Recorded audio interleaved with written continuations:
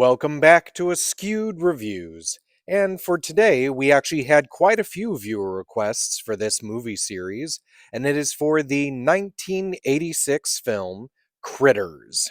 Here is your trivia question for today. What is the name of the bowling team that Mr. Brown is part of? The answer will be at the end of this video.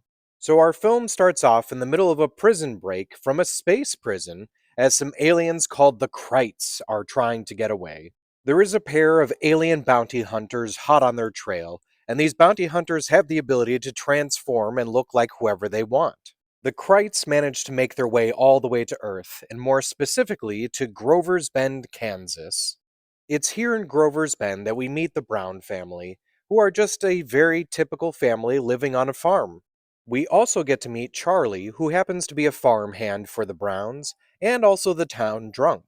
Now, unfortunately for the Brown family, once it becomes nighttime, things are no longer typical, as the Krites have decided to take over the farm. So, will the bounty hunters be able to find the Brown family in time before the critters eat them all up? The writer and director for this film is Stephen Herrick. This also happened to be his first directorial debut. Don Keith Opper, who also plays Charlie in this film, was also one of the co-writers for the movie, as he was good friends with Herrick. Although the film was marketed as New Line Cinema's answer to Gremlins, the screenplay for this movie was actually written well before Gremlins, and it was based off of a nightmare that Stephen Herrick had as a child. The movie takes place and was shot in Kansas.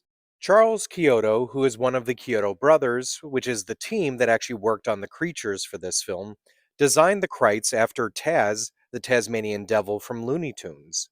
Now, when coming up on specifically how the Krites looked in the movie, the props department went to their local Naughty and Nice and found a bunch of merkins to create the Krites with. Now, if you didn't know, a merkin is actually a pubic toupee. This is the only Critters movie where one of them actually grows to human size. Corey Burton does the voices of the critters in the film, and specifically described their language as combining French and Japanese. Terrence Mann plays one of the bounty hunters in this film. Now, specifically, this bounty hunter takes on the appearance of a character named Johnny Steele, and in the sequence where we see Johnny Steele performing, that's actually Terrence Mann singing Power of the Night.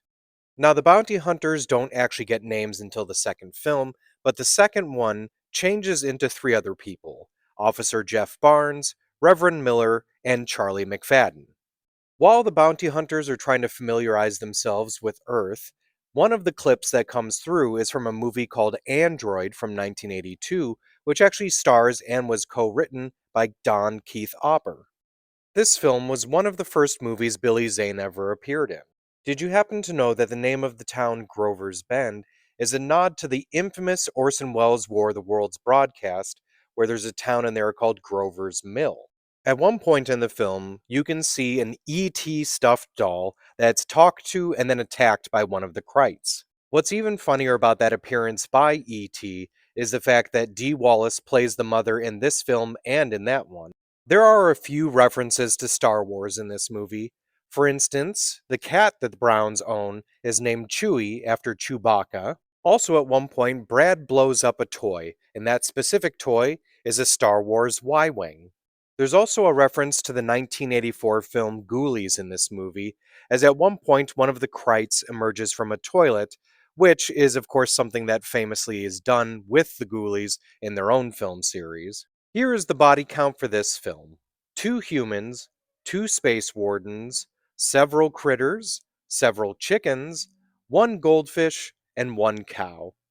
So when it comes to the film Critters, this is one of those classic 80s films where tiny creatures are causing a lot of chaos. I feel that this one is one of the better ones, too, from that time period. So I think I'm going to give this movie a 4 out of 5. Now, if you can't get enough of Critters, there are multiple sequels, and they even made a web series called Critters: A New Binge.